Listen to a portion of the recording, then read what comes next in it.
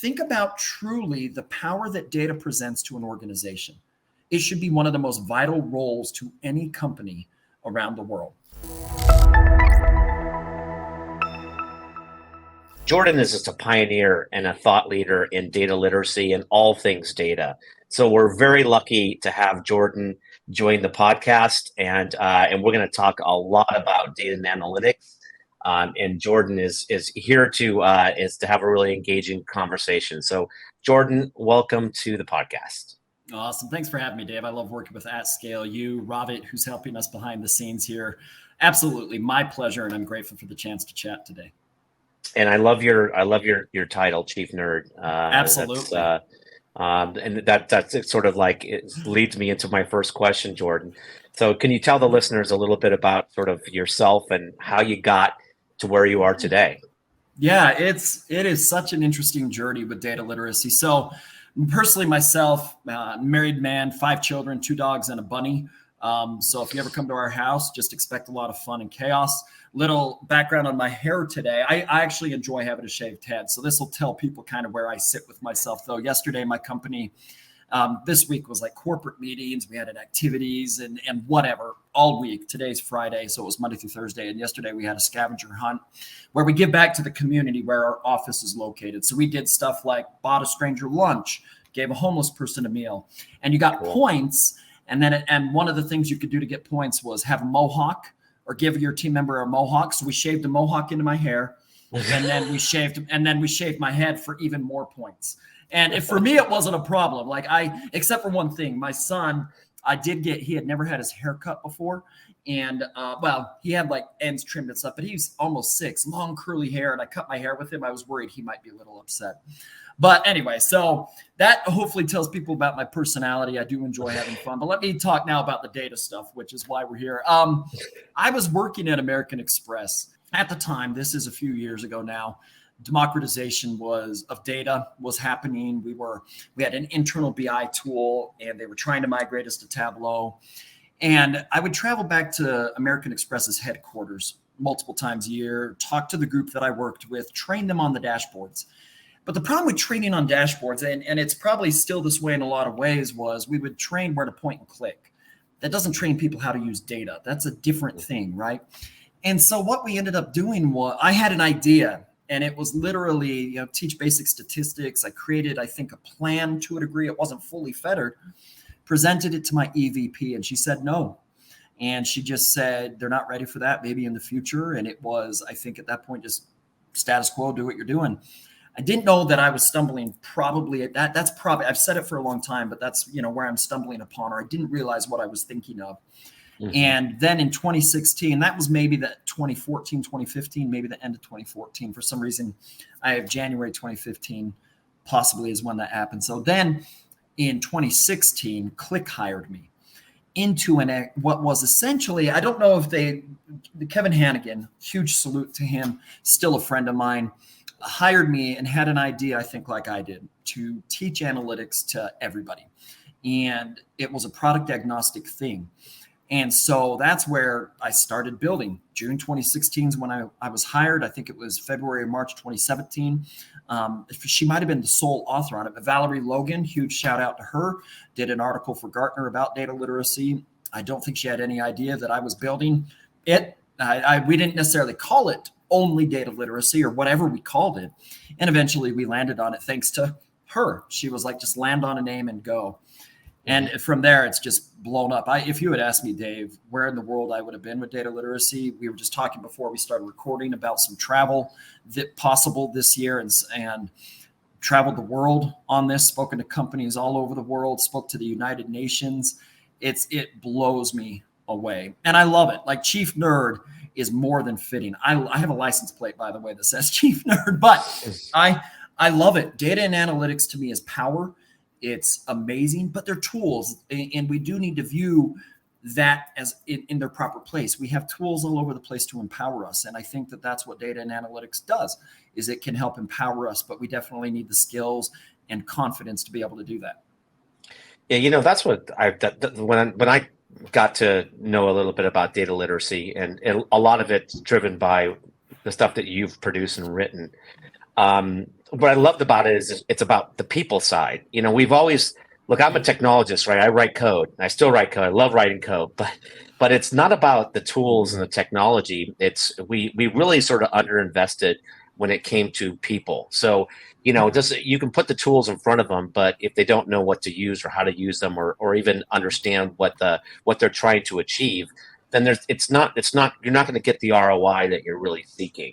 And so what I love about what you're doing and your focus is that it's people focused, and it's about bringing people the skills to be able to use the tools to get the job done, and understand what they're doing. And so I really really love that focus. So we've been in our industry, we've been way too technology and tool focused for too long. So it's great to see this movement that you sort of kicked off for everyone. Oh, well, thank you. I mean, I think you're spot on, though. Like, sorry, and I keep itching. My mustache keeps itching my nose. It's hilarious. But it's one of those. I think you just said that so well. Don't get me wrong. Tools and technology and data and analytics are freaking awesome. They're awesome. You and I think that, but the vast majority of people are not like us, right? And so if I like to use the hypothetical example of, let's say you have a company of 10,000 employees. How many are truly going to be data and analytics professional by title? At most, maybe 500. That's 9,500 people that should be using data to some capacity in their roles and in their jobs. And so 9,500 people need to be confident in their data literacy skills. And one thing that I teach is that everybody has data literacy skills. I don't like if someone says, oh, you're data illiterate. That's stupid, right? I've got my phone, my smartphone right here, right? Yeah. What do people think I'm going to be doing if I'm traveling? Probably going to check the city's location on the weather app to figure out what the weather is predicted to be. That's using data to make a decision. What we need to do is focus on empowering individuals in a company to make them comfortable doing that, whatever their role is. It could be finance, marketing, logistics, supply chain, whatever the role is. Can we enhance your skills enough that make you comfortable to use data in some way to make smarter decisions? And the people focus is so immense. It's funny. I was doing a session this week, and I talked about the try data. And if you remember Zelda, the game, it had the Triforce. Well, I created the try data, and it's data-driven problem solving, data-driven decision-making, data-driven execution. And the first time I had anybody ask a very cool question was, what is or who is the Ganondorf, which is the enemy, right, in Zelda of data, or however he phrased it. And I said, it's culture. Number one roadblock to data and analytics success is culture. Well, culture is not a tool or technology, it's people. And so we have to invest properly there, giving the skills that they need. When done properly, man, think about how cool it is. But I'm with you. We in the data space is focused so heavily on tools and technology that they got lost. And that's okay, because we can recognize it and do something about it. But we do have to have that self-awareness that that's what it has occurred. Now let's remedy it and make it better. Yeah, look, I really love the concept of teaching people how to read, write, and speak data, and that's kind of what it kind of gets down to. And look, I'm a tool vendor. Like what AtScale does is we produce tools, but one of the things of those tools, we support Excel in a live connection, Jordan, and it's amazing how many people use Excel and how they all sort of default there. And it comes back down to it's what they're comfortable with, right? It's like they understand the spreadsheet metaphor, and so they're going to use the tool that they're most comfortable with. And that's kind of like, it's a little bit sad because there's so much more powerful tools out there when it comes to visualizations and analytics. And a lot of that is just because, it's like they don't want to take the time, or don't have the confidence really to sort of move upstream there. When it comes to data literacy, it's like, how do organizations sort of adopt data literacy without it just becoming a buzzword or a checkbox, Jordan? Yeah, I mean, I think you advise a lot of companies on how to do this. So can you give the listeners some free advice here for some of the things that they can do to avoid the trap of just paying lip service to data literacy? You're spot on. I mean, there's no doubt the data industry is full of buzzwords. Right. You go back to 2012 in October, when Harvard says the sexiest job of the 21st century is the data scientist, and you heard big data, and you heard Hadoop. Data literacy is a part of that. And I have that self-awareness to say, look, for some people, it is a buzzword. And I think what it does is it gives them something they can check off. Oh, we've had a data literacy session. We've watched 5 trainings. Give me a break. That's not going to cut it, right?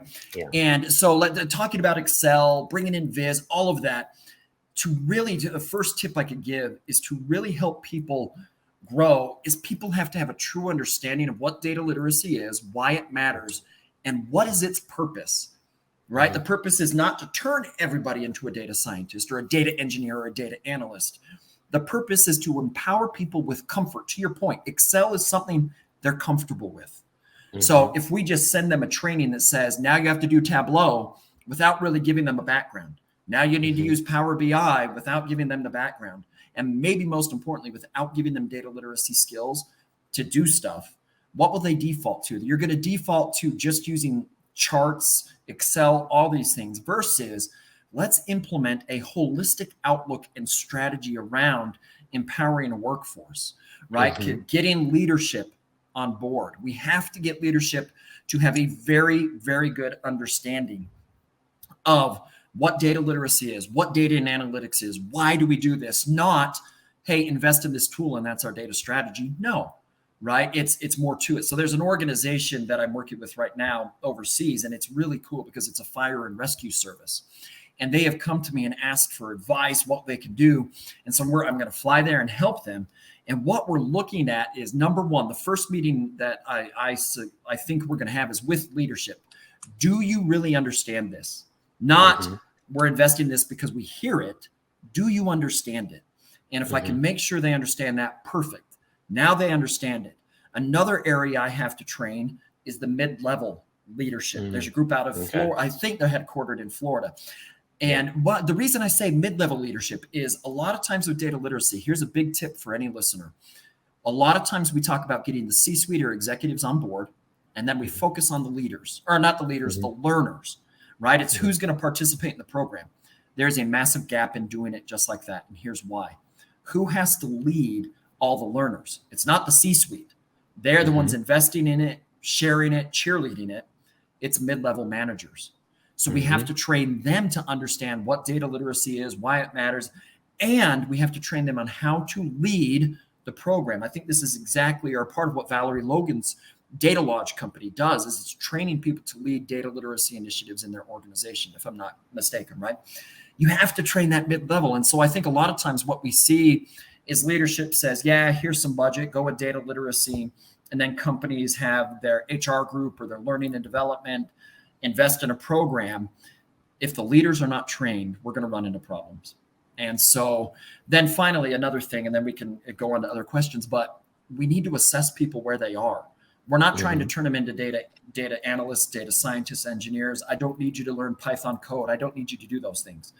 Can we figure out where your gaps are, what your role is, how data pertains to your role, and then we'll provide training to help you succeed in those areas.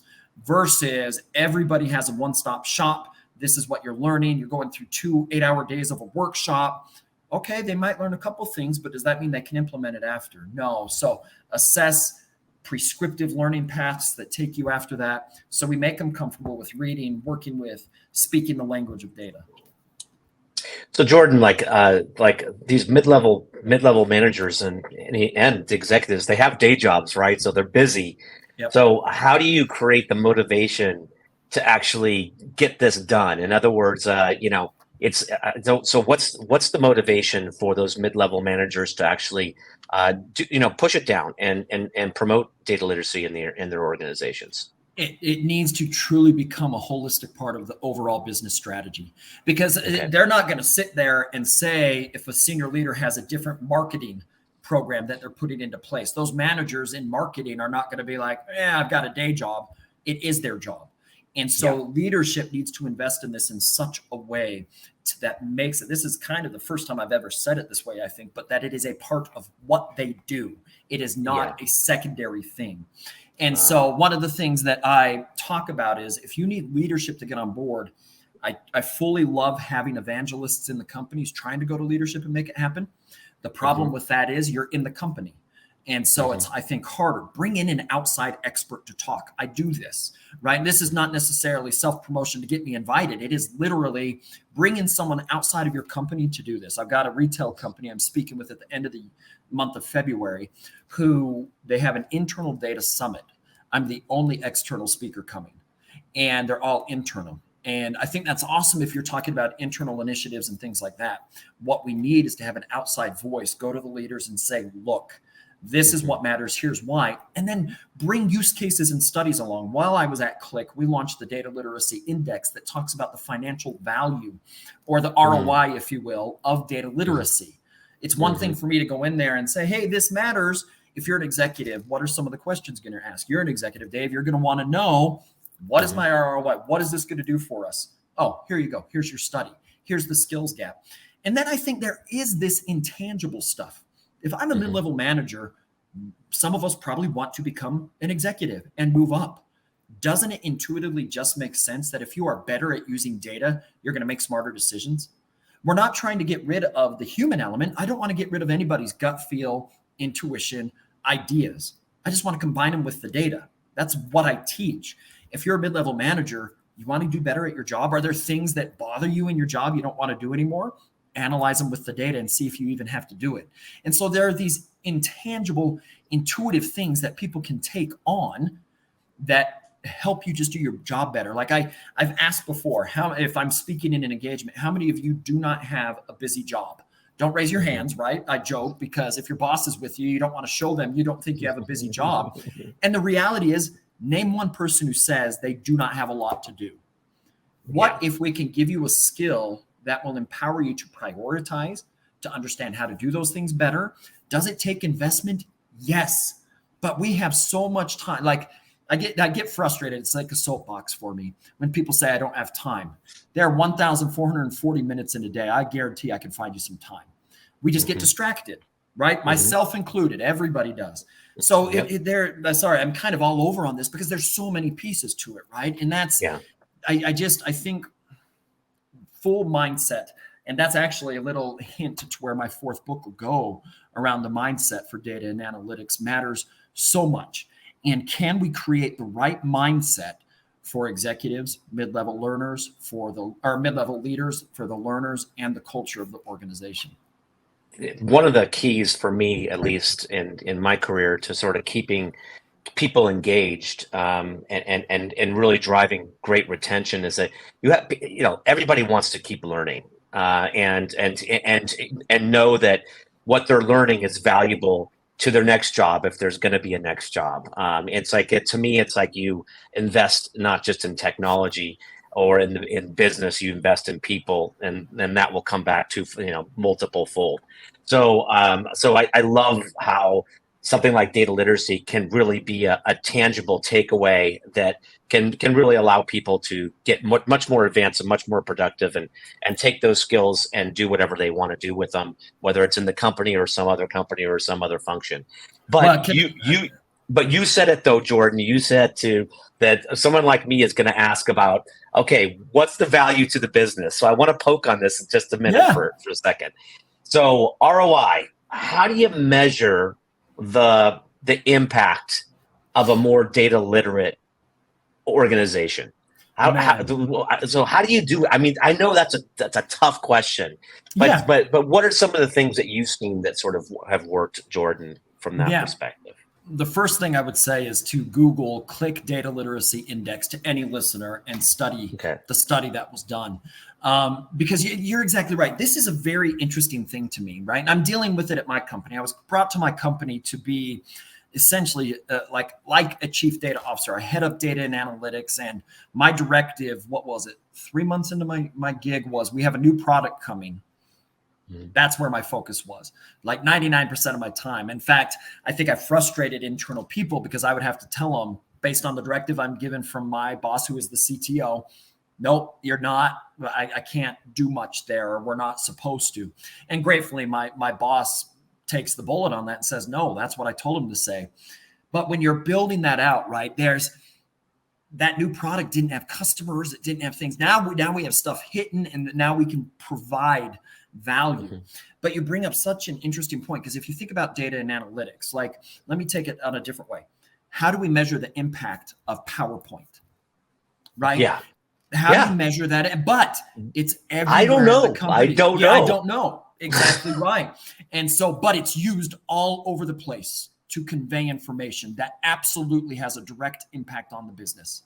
And so data is similar because it is a tool or technology. Now, that study, I believe, probably will show some of the measurements, and maybe it doesn't. It's been so long that I've been in it. But it showed that top tier data literate organizations have more value. And it showed that what are the ones that had return on equity was better, return on sales was better. Okay. Intuitively, that makes sense because we're making smarter decisions with data. But here's some of the things that companies need to do to measure this or to see it working. Number one, you absolutely need to assess your organization with their data literacy or data and analytics skills, or also assess data and analytics usage. Benchmark yourself. Follow it maybe every quarter, every 6 months, or every year. Are we seeing improvement here? One thing that leaders can do is it's a subtle nuance or subtle changes. I want you to always ask, can you share with me what data you use to back up your decision here?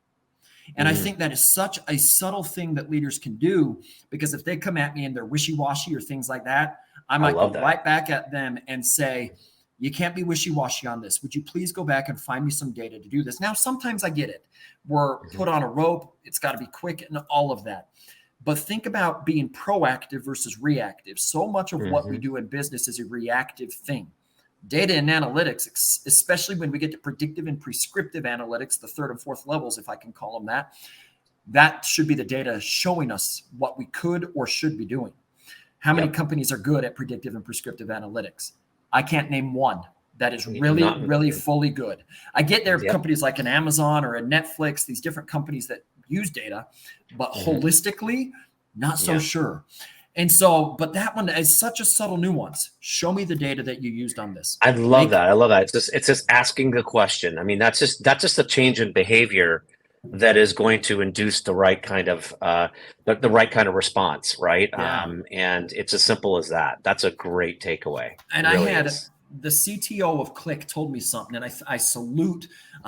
He may still be it. I'm not sure if he is. His name's Mike Potter. And after he became CTO, he and I were talking. And he said he changed something to the meetings that were happening. Usually his team would come and present the dashboards, if I can say it this way, that they were building. He said, no more. You're going to send the dashboards in advance. You're now going to come to the meeting. And I forget how he said it. You're no longer just accountable to the dashboards or for the dashboards. You're accountable to them or whatever. And so instead of presenting dashboards in the meeting, it became, you better understand the data. You better know what's happening there because I'm going to come at it. Made people uncomfortable. But think about that transition. I don't need you to present a dashboard to me. If you build it right and you build a data story right, I should be able to look at that dashboard and hopefully quickly, in a simple manner, understand what I'm looking at. Then if I have a 15, 30-minute conversation with you, I might have 10 questions. Now, this is an uncomfortable thing, hence why data literacy matters so much. Because if I do that, and they can't answer it because they're not skilled enough. Remember, we all have data literacy, but if we're not comfortable of moving beyond just a dashboard to like diagnostic analytics, getting to the why behind things, then we need to upskill, because I don't want to just look at dashboards and see what's happening. I want to know why it's happening. And everyone who's building those dashboards is now accountable for the information that resides therein, so that I can answer questions or ask questions and get answers. So that, just like that question, show me the data, that's like Mike Potter, show me answers, not just show me a dashboard. And I think those are just nuances that can help drive a truly data. We're on the data-driven podcast, right? A data-driven organization. It's subtle things. It's not, hey, we just built the coolest machine learning and blah, blah, blah, blah. No, it's, we use this data. We found this. These are our thoughts and our decisions. And then you execute on it, you iterate on it. Look at how powerful that is versus for so long what companies are trying to do. Yeah, I love it. You got to be able to tell a story with the data, right? That's sort of getting into being able to speak about data. Like, and if, for me, it's like, I think it was one of my bosses in the past, would say, basically I would present something and he would say, so what? And that's it's like, darn, you got me, Yeah. and like that's really, it's like all I'm doing is just throwing out data, rather than actually, actually coming up with some recommended actions based on that data. And that's a world of difference there. So you've also sort of just poked on data, building a data-driven organization. This is a data-driven podcast, so I want to sort of move on to that a little bit, because this is something you're also an expert at and have a lot of opinions on. Data-driven and data-driven organizations is another buzzword. It can be a buzzword out there, Jordan. So what advice can you give to data leaders for truly building a data-driven organization? And then what does that mean to you? What does data-driven organization mean to you? Yeah, buy my book, my second book. No, self-promotion right there. My second book is called Be Data Driven, right? And where that book came from, if I remember my history right of me writing it during the early months of the pandemic, guess what became a massive buzzword? Data driven, right? And I think it was because the pandemic forced your hand. It forced a company's hand, and it probably illuminated some gaps. So prior to the pandemic, I worked remotely already. That was not new to me. And I would travel 1 to 4 times probably a month. And so I thought my calendar was going to open up when the pandemic hit. No, it got busier. And I think it was because, my goodness, anecdotally, a thought I've had is they didn't know what to do or weren't as good with data. They probably knew, well, maybe didn't know what to do. Maybe had ideas and thought they were more data driven than they were. And so what do? Call up that nerd Jordan and chat, right? And so being data driven in its simplest form, and some people don't like that term. They like data informed better. I don't get caught up in the words, right? To me, data driven does not get rid of the human element. I already said that, right? Is I want a combination of the human element and the data element.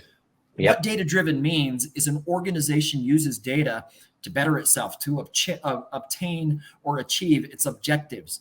There you go. There's data driven. Does that mean we got rid of our gut feel or ideas? No. I want to combine the data with my ideas. And sometimes my ideas probably have to be squashed. We have to get rid of, as best we can, all bias. Bias permeates throughout our work, no matter what we try, right? I'm a Chicago Cubs fan. I have a dog laying on the ground by me here. His name is Wrigley. That's how big a Cubs fan I am, right?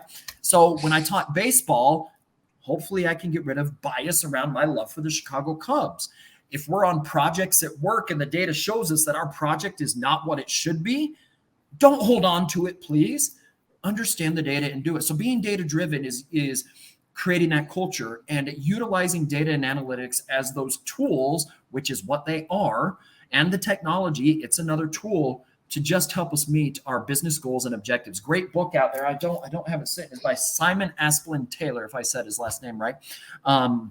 It's about, I believe, God, my mind just drew a blank. Data and business strategy, I believe, or data strategy for business leaders. Something. Anyway, look his book up.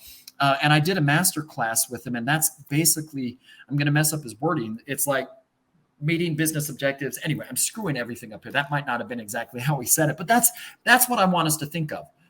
Is your data strategy needs to be coupled and be an absolute part of your business strategy.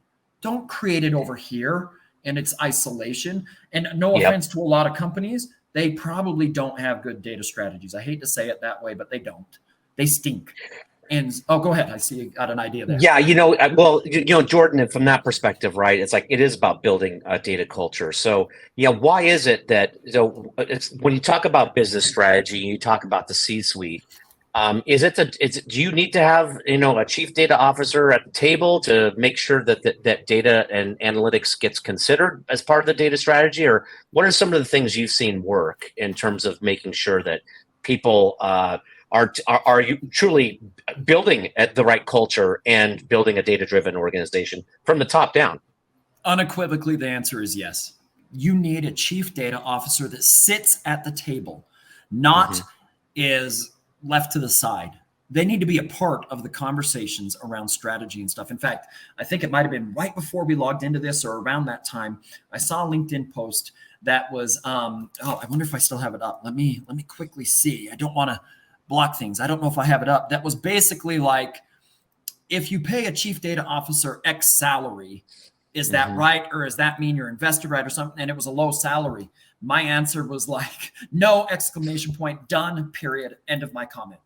Because if you're paying, let's say a CEO, I'll go with numbers here, 500,000 US dollars, and you pay a chief data off or a chief marketing officer, let's say 350,000, a chief operating officer, 400,000, a CDO, 100,000. Pardon the, like, what the crap are you doing? That does not show to me that that company is investing there. It does show to me, maybe I shouldn't say investing there. It shows some idea that it's needed and that there is something there. So I can give some positive light to that. But it is not showing me that you buy in enough to understand what needs to happen. Like, to me, think about it. Think about truly the power that data presents to an organization. It should be one of the most vital roles to any company around the world. This company that I'm going to at the end of February, one of the most famous brands in the world, and it had a supply or a stocking issue last year, does not have a chief data officer. Think how simple it is to utilize data correctly with modeling and stuff. I get that it's not perfect. It is not an oracle. It's not a pot of gold at the end of the rainbow, but it can inform your decisions. Think about how that can empower a retail store to not have stocking issues and this and that. That's what I mean is, how does this company, one of the most famous brands you'll ever see, not invest fully in a full-blown chief data officer? You know, because I think, Jordan, like, people still think of a data and analytics as part of IT. And so I already got somebody leading IT. It's a CIO, for example. So it's very different to have like the CDO be in that chain of IT. And then now they're just a line item there, as opposed to having a seat at the table where, you know, they are, you know, they're rubbing shoulders with the CIO, right? So it's like, it is very different things, but I think we're still stuck in the past there when it comes to where that role fits in the organization. And right now I don't think it's top line. And I think you're absolutely right that it needs to be, if you really want to drive that. At one point, a CMO, a chief marketing officer, was something new. And how many people didn't invest in that, right? Or a CIO at some point was something new. A CTO was something new. Yeah, it takes time. I get it. We're literally moving boulders and mountains to make it happen because we're just slow. And I get that. I don't like it. I would love every company to just snap their fingers and have those things, but you're exactly right. Like, if you put it with a CTO, like, I'm very lucky. I report to a CTO who basically is like, dude, you know this, I don't. There were some reasons it wasn't a chief data officer right off the bat. I get it, but the investment in what we're doing is there, right? Versus a lot of companies, if it's CTO, I'm given freedom to really do what I want. A lot of times it's about the technology. If it's a CTO, they have different directions. They have different things that they're doing. That does just because you're a CIO or CTO does not mean you understand data.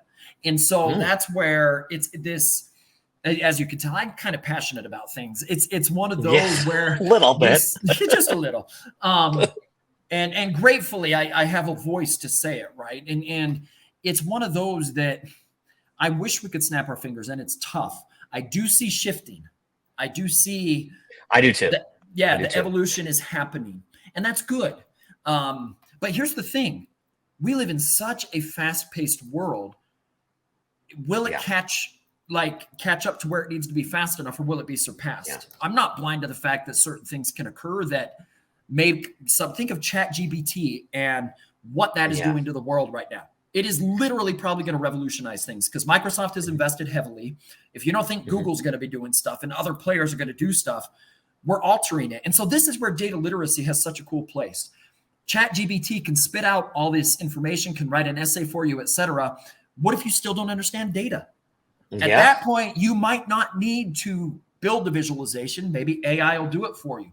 But do you know how to interact with it and make a decision with it? That's why data literacy to me is so cool. Like you were talking earlier about, one of the things you can tell people is we're living in a data-driven world, hands down. Do you have skills to keep up? Do you have skills to keep up? And if you don't, just develop them. I'm not telling you to become too advanced, but get comfortable there. That's right. I do love that. Look,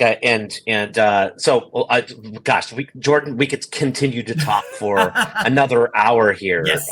This is so fascinating. So But you mentioned, you sort of teased that you're working on something new in terms of, you've written 3 books. You're a prolific author. I recommend everybody out there, all the listeners, to go and read your first 3 books.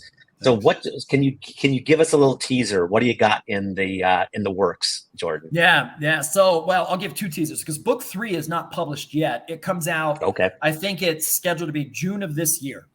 And that one, so people get an idea around it, I've got Be Data Literate, Be Data Driven, and then Be Data Analytical, which is the 4 levels of analytics. And I don't come at it. There are books out there that teach you how to code. There are statistic books out there. I don't come at it that way. I think every book I write comes more from the person or people perspective, right? And so it's kind of funny. My publisher said, and hopefully they don't get mad that I said this here or get me in trouble, but they were like, don't use the personal examples. Keep it to business. It's like, heck no. Personal examples help people relate to my material. Yes, absolutely. And thankfully, my books sell well, and so they didn't force anything upon me. I kept it, and it was probably more a suggestion, and that's great. But my one of the things you're going to start to see me writing more on this year is about the mindset that people need to have. I think, to me, like, data literacy is one thing, but even before data literacy, and at the time I didn't know it, but it's such a big thing for me now, is do you have the mindset to do this? And so this year it's going to be about the mindset for data and analytics. I've gone out and actually submitted to trademark the phrase meditative data and analytics, because when you think about meditation, fitness, and all these different things, and I'm huge into it, right? I want to apply mindset, mindfulness, and these different things because hopefully we can remove the intimidation around it. So just stay tuned. This year is kind of the mindset revolution for me. It's like that next iteration, if you will, which is something I teach, the iterative mindset, right? This is the next iteration of data literacy is, can we develop within ourselves a mindset to succeed no matter what happens with data and analytics, whether it's a technology shift, whether it's or anything else that might occur in data and analytics? Do we have the mindset that will help us approach it correctly to make it successful? And have the confidence to take that leap. Absolutely. I love it. This has been fantastic. I've learned so much. I hope everybody who's listening is learned as much as I have. And please, everybody, go and read what Jordan has written. And I know you help companies really understand and move up the curve when it comes to data literacy and the like. So, Jordan, thank you so much for all this free advice, and would love to talk to you more. So thanks a lot for joining me today. Oh, it's my pleasure. I think we just need to make this a recurring podcast at some point. I completely agree. Thanks, Jordan.